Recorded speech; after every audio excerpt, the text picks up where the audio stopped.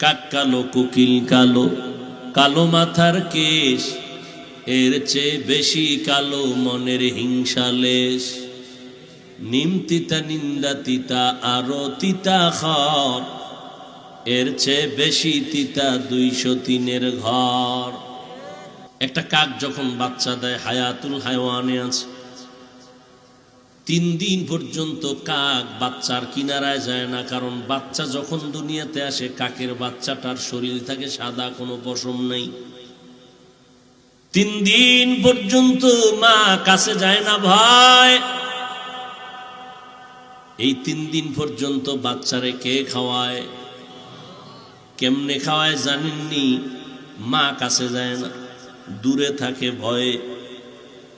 ওই বাচ্চাটা বাসার মধ্যে থাকে সাদা, কালো পশম উঠে না, 3 দিন লাগবে উঠতে।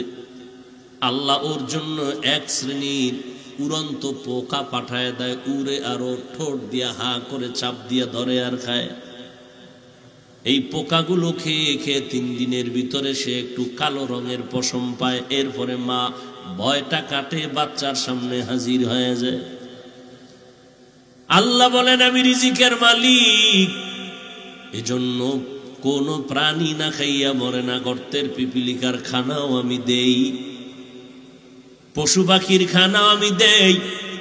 তবে মানুষ, তোমরা হলা শ্রেষ্ঠ, তোমারও ক্ষুধা আছে, খানা আছে। তবে তোমার খানাটা আমি গরু অন্য মাখলুকতের মতো খানা দেই না। তোমারটা অনেক পিওর, কাবার লাগায় দিস। জমিনের মধ্যে তোমার খানার মতো পিওর খানা নাই, হালাল নাই এবং পরিশুদ্ধ খানা নাই, পবিত্র নাই। তোমারে যে খানাগুলো দিলাম, কাবার করে দিলাম যেন নষ্ট না হয়। তুমি খানা খাইবা, ভাতের চালটা কাবার দিয়া দিলাম। রুটি খাইবা, রুটি বানানোর গমটাও কাবার দিয়া দিলাম। সব খানাগুলো কাবার সিস্টেম করে রাখলাম। আবার কিছু খানা আছে কাভার নাই, তবে এমন সিস্টেম করেছি কাভার না থাকলেও এর উপরে কারো আক্রমণ চলবে না, কোন আক্রমণ চলবে না। তুমি জানো পিওর ভাবে এটাকে খাইতে পারো, এই জন্য আক্রমণ করার কোনো কায়দা নেই।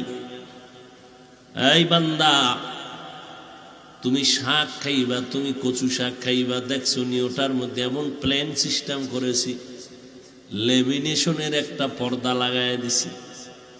পানিও লাগবে না, কিছুই লাগবে না।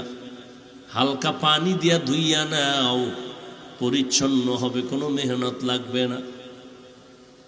আল্লাহ বলেন, এরে গোলাম,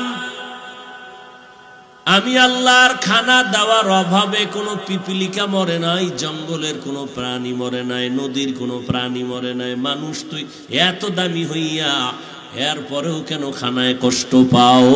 এটা আল্লাহর কারণে না, বান্দা তোর চরম অপরাধ আর অন্যায় গুনার কারণেই।